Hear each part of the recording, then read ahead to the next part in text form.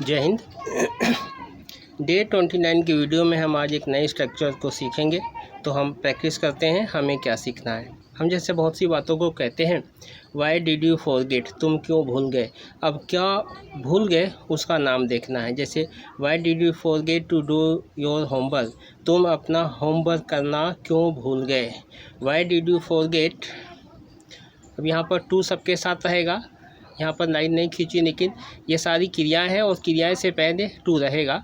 तो why did you forget to bring your book, तुम अपनी किताब लाना क्यों भूल गए। Why did you forget to remember your lesson, तुम अपना पाठ याद करना क्यों भूल गए। Why did you forget to bring your fees, तुम अपनी फ़ीस लाना क्यों भूल गए। Why did you forget, to सबके साथ रहेगा, वॉश योर क्लॉथ्स, तुम अपने कपड़े धोना क्यों भूल गए। Why did you forget to bring your father here, तुम अपने पिताजी को यहाँ लाना क्यों भूल गए। Why did you forget to tell your father, तुम अपने पिताजी को बताना क्यों भूल गए। ध्यान देना है, फॉरगेट है, उसके बाद टू रहेगा फॉरगेट के साथ, क्योंकि ये डू क्रिया है, ब्रिंग क्रिया है, रिमेंबर क्रिया है। ये सारी जो क्रिया हो रही है तो क्रिया से पहले टू लगता है। तो ये यहाँ तक टू भी, फॉरगेट टू सबके साथ है, उसके बाद एक एक वाक्य यहाँ तक रहेगा, कोमा तक। आगे देखते हैं। जब आपसे सवाल पूछा गया तो आपको जवाब भी देना है। I forget to do my homework, यहाँ ध्यान देना, यहाँ फॉरगेट है, क्रिया का फर्स्ट फॉर्म है डिड की वजह से। यहाँ डिड नहीं है तो क्रिया का सेकंड फॉर्म है, पास्ट सिंपल टेंस की रचना है ये। I forget to do my homework, मैं अपना काम करना भूल गया। I forget to bring my book, मैं अपनी किताब लाना भूल गया। I forget to bring the school fees, मैं स्कूल की फ़ीस लाना भूल गया। I forget to remember my lesson, मैं अपना पाठ याद करना भूल गया।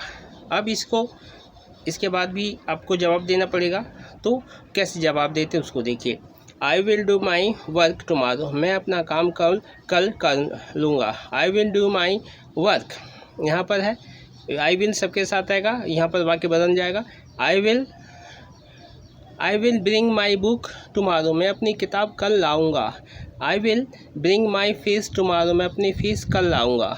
I will call my father tomorrow, मैं अपने पिताजी को कल बुलाकर लाऊंगा। ऐसा हो गया। अब आगे देखते हैं। अब हम ये सवाल जवाब है, आपको ये पढ़ना है, लिखना है और सामने वाले को बोल देना है, तो आपको याद हो जाएगा। रटेंगे तो याद नहीं होगा। तो आगे देखते हैं। वाई आर यू लाइंग, तुम क्यों झूठ बोल रहे हो। अब यहाँ पर मुझसे, तुमसे, हिज से, तो टू लगा के why are you lying to me, तो टू मी लगाकर मुझसे बोल देना जिसे भी। वाई आर यू लाइंग, तुम झूठ क्यों बोल रहे हो। Why are you lying to me, तुम मुझसे झूठ क्यों बोल रहे हो। हैं वाई आर यू, अब यहाँ पर वाई आर यू सबके साथ रहेगा और ये वाक्य बदलता रहेगा। वाई आर यू स्टेलिंग, तुम चुरा क्यों रहे हो, चोरी क्यों कर रहे हो। Why are you wasting time, तुम समय क्यों बर्बाद कर रहे हो। Why are you harming yourself, तुम अपना क्यों नुकसान कर रहे हो। Why are you quarrelling with others, तुम दूसरों से झगड़ा क्यों कर रहे हो। Why are you harming others, तुम दूसरों को नुकसान क्यों पहुंचा रहे हो। Why are you speaking rudely to someone, तुम किसी से भी खराब व्यवहार बात क्यों बोल रहे हो। Why are you troubling us, तुम हमें क्यों परेशान कर रहे हो। Why are you not giving our money, तुम हमारे पैसे क्यों नहीं दे रहे हो। Why are you taking my stuff, तुम मेरा सामान क्यों दे रहे हो। विदाउट आस्किंग, बिना पूछे तुम मेरा सामान क्यों दे रहे हो। वाई आर यू लैंडिंग मी, तुम मुझे उधार क्यों दे रहे हो। नहीं दे रहे हो तो नोट लगा देना है सब में। आगे देखते हैं। अब जब आपने किसी से बोला तो आपको जवाब भी देना है। तो आप बोलोगे why would I lie to you, मैं तुमसे झूठ क्यों बोलूँगा। जब आप किसी ने आपसे बोला कि तुम क्यों झूठ बोल रहे हो, तो आपको जवाब देना है। तो आप जवाब देंगे। ध्यान देना है, यहाँ पर वुड में और यहाँ पर विल आया है, इन दोनों में आपको ध्यान देना है, वुल और विड में। तो देखते हैं। Why would I lie to you, मैं तुमसे झूठ क्यों बोलूँगा। Why would I steal your money, मैं तुम्हारे पैसे क्यों चुराऊँगा। Why would I harm others, मैं दूसरों को नुकसान क्यों पहुँचाऊँगा। Why would I quarrel with others, मैं दूसरों से झगड़ा क्यों करूँगा। Why would I bother others, मैं दूसरों को परेशान क्यों करूँगा। Why would I waste my time, मैं अपना समय क्यों बर्बाद करूँगा। Why would I lend you money, मैं तुम्हें पैसे उधार क्यों दूंगा। Why would I take your stuff, मैं तुम्हारा सामान क्यों लूँगा। विदाउट आस्किंग, मैं बिना पूछे तुम्हारा सामान क्यों लूँगा। यहाँ पर स्टफ की जगह कोई भी सामान हो सकता है, पर्स, रुपए, पैसे, कापी, किताब, जो भी है। Why would I love you, मैं तुम्हें प्यार क्यों करूँगा। Why would I deal with you, मैं तुमसे लेन देन क्यों करूँगा। डील का मतलब है why would I invite you to my house, मैं तुम्हें अपने घर क्यों बुलाऊँगा। Why would I do my work, मैं अपना काम क्यों करूँगा। Why would I beat you, मैं तुम्हें क्यों पीटूँगा या मारूँगा। अब ध्यान देना है, ध्यान देना है बहुत ध्यान से। यहाँ पर हमने बोला वुड, अब इसी को देखते हैं विल के होगा तो क्या होगा। ध्यान देना है, हम जो भी काम अतीत में करते हैं उसके लिए वुड आता है और जो भविष्य में करते हैं उसके लिए विल आता है। तो हमने इसमें देखा, अब विल को देखते हैं क्या फ़र्क है। Why would not I lie to you, मैं तुमसे झूठ क्यों नहीं बोलूँगा। गा आगे जा रहा है तो गा को समझना है और इसको देखना है। Why would I lie to you, मैं तुमसे झूठ क्यों बोलूँगा। ध्यान देना है, ये पास्ट में जा रहा है और ये फ्यूचर में जा रहा है। बहुत बारीक अंतर है जो आपको अभ्यास से ही समझ में आएगा। तो इसको देखते हैं, why would not I lie to, मैं तुमसे झूठ क्यों बोलूँगा। Why will not I steal your money, मैं तुम्हारे पैसे क्यों चुराऊँगा। Why will not I harm others, मैं दूसरों को नुकसान क्यों पहुँचाऊँगा। Why would I fight with others, मैं दूसरों से झगड़ा क्यों करूँगा। Why will not I lend you money, मैं तुम्हें पैसे उधार क्यों दूँगा। Why will not I take your stuff, मैं तुम्हारा सामान क्यों लूँगा। स्टफ की जगह कोई भी सामान हो सकता है। Why will not I love you, मैं तुम्हें प्यार क्यों नहीं करूँगा। Why will not I talk to you, मैं तुमसे बात क्यों नहीं करूँगा। Why will not I transact with you, transact का मतलब होता है लेन देन, मैं तुमसे लेन देन क्यों नहीं करूँगा।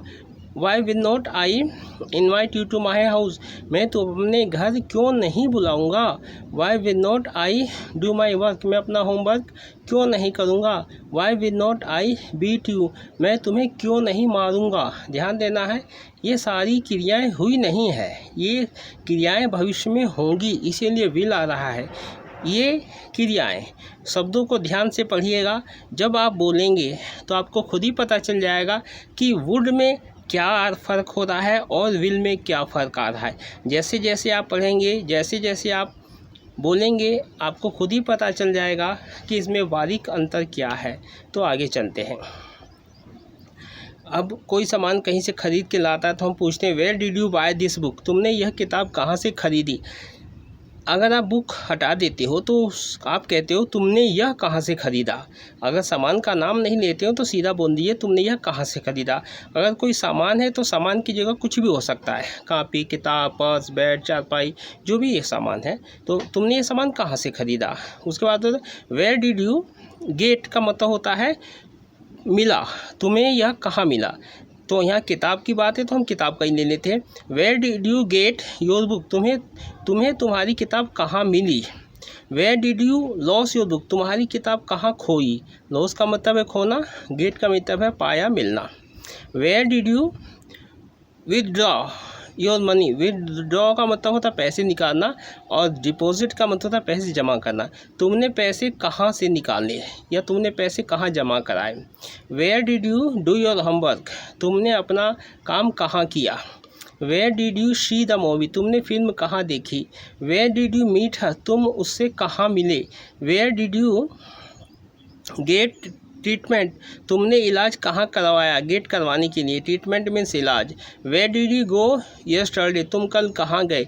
Where did you come from yesterday, तुम कल कहाँ से आए। वेयर डिड यू वर्क, तुमने काम कहाँ किया। अब इसका जवाब भी देखते हैं कैसे देंगे। अगर खरीदने की बात है तो इसका बाई का दूसरा रूप आ जाएगा। आई बॉट, मैंने खरीदा। आई बॉट दिस बुक, मैंने ये किताब खरीदी। कहाँ से खरीदी अब वो बता रहा है। I bought this book from Delhi, मैंने ये किताब दिल्ली से खरीदी। अब यहाँ पर एक वाक्य हो गया।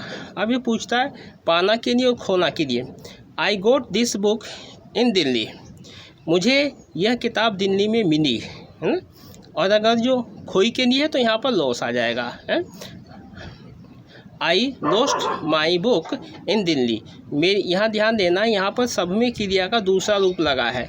ये डिड की वजह से क्रिया का फर्स्ट फॉर्म लगा इन सभी वाक्यों में, और यहाँ पर डिड नहीं है तो क्रिया का सेकंड फॉर्म लगेगा। अगर यहाँ गेट का यहाँ पर गोट है, मिली, और लोस्ट कहाँ हो जाएगा, लोस्ट हो जाएगा। यहाँ पर मेरी किताब दिल्ली में खोई है।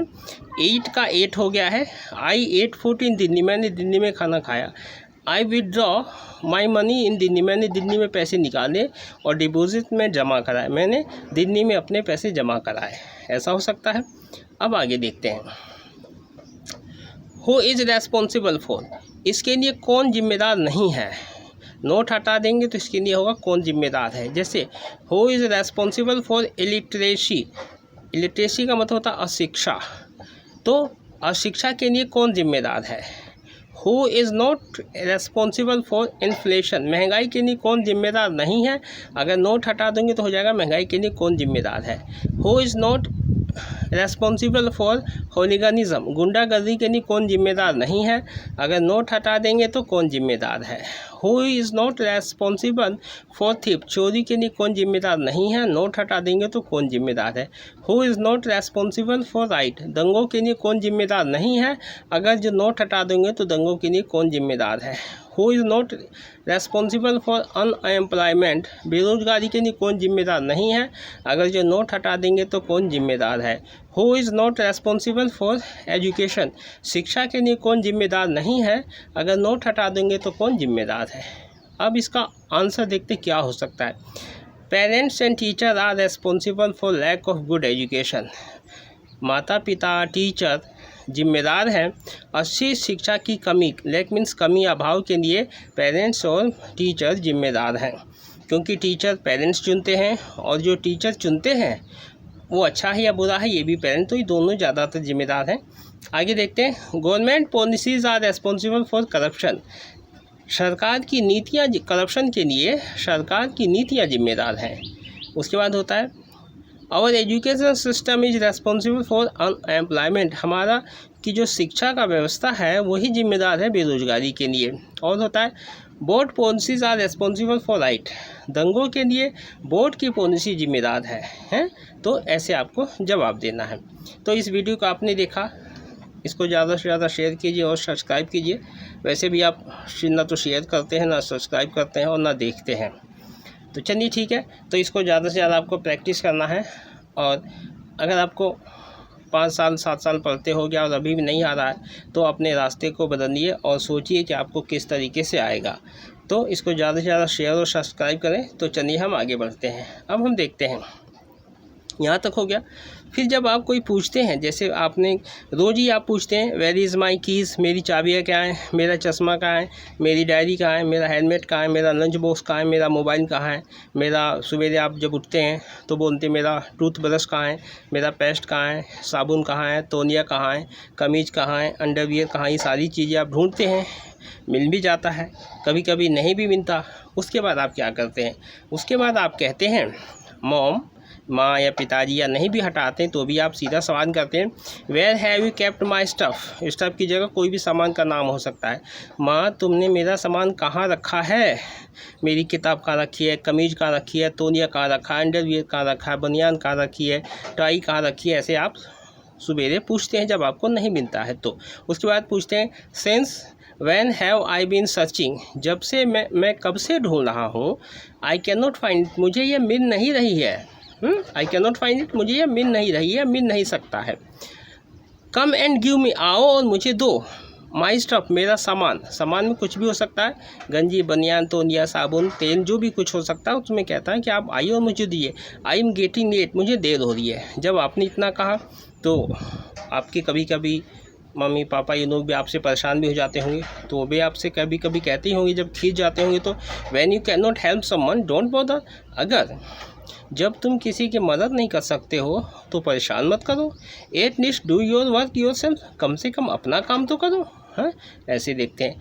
अब यहाँ पर बोलते हैं जब आपको सामान मिल गया, आपकी चाबी सामान, या तो आप देने आएंगे ना, तो जब आप सामान देंगे तो इसका मतलब होता है, जब आप हिंदी में कहते हैं यह रहा है आपका सामान, तो इसको इंग्लिश में बोलेंगे हेयर इज़ योर। अब आपने खाना दिया तो खाना लेकर आया तो कहेंगे किसी से भी, मम्मी पापा चाचा चाची, हेयर इज़ योर फूड, यह रहा है आपका खाना, यह रहा है आपका पानी। हेयर इज़ योर की, यह रहा है आपकी चाबी। हेयर इज़ योर मोबाइल, यह रहा आपका mobile. Here is your lunch box, यह रहा आपका लंच बॉक्स।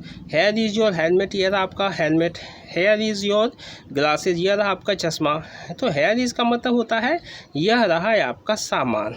अब एक सामान और होता है, जब हम बात करते हैं how your mobile go damage, तुम्हारा मोबाइल कैसे ख़राब हो गया। डैमेज की जगह बुरकन भी लगा सकते हैं। तो हम यहाँ पर मोबाइल की जगह कुछ भी हो सकता है, कार, फ्रिज, जो भी सामान ख़राब हो गया उस सामान के यहाँ पर नाम हो सकता है, बस बाकी सब कुछ ये रहेगा। How your mobile go damage, तुम्हारा मोबाइल कैसे ख़राब हुआ। फिर आपको पता होगा तो बता देंगे, नहीं तो आप कहोगे आई डोंट नो, पता नहीं यार। How the mobile go damage, mobile कैसे ख़राब हो गया, मुझे पता ही नहीं। आई डोंट नो, मैं नहीं जानता मोबाइल कैसे ख़राब हो गया। ऐसे जवाब देना है और ऐसे बोलना है। यहाँ पर भी मोबाइल की जगह बहुत से नाम हो सकते हैं। कापी के जो वॉशिंग मशीन हो सकती है, फ्रिज हो सकता है, और जो भी सामान यहाँ पर ख़राब हुआ है उस जगह यहाँ पर नाम आ सकता है ना। और फिर एक और सवाल होता है, हम पूछते हैं माई, या तो मेरा होगा या यह, हम बोलेंगे मेरा मोबाइल, माई मोबाइल, या बोलेंगे यह मोबाइल, दोनों तरीके से बोल सकता है। या फिर बोलेंगे सिर्फ मोबाइल, या सिर्फ बोल देंगे नॉट वर्किंग, नहीं काम कर रहा है।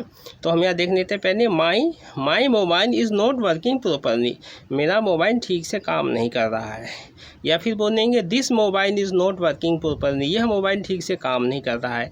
या यहाँ पर मोबाइल की जगह कुछ भी हो सकता है, जो भी सामान ख़राब हुआ है उसका यहाँ पर नाम हो सकता है कि मेरी मशीन या यह मशीन सही से काम नहीं कर रही है। कॉफ़ी मशीन, चाय machine, fridge, my fridge not working properly, ऐसे आप बोल सकते हैं और कह सकते हैं। तो इसको ज़्यादा से ज़्यादा इसको प्रैक्टिस करना है, सुनना है, अभ्यास करना है और आगे बढ़ना है। तो मिलते हैं डे 30 की वीडियो में, तब तक के लिए जय हिंद।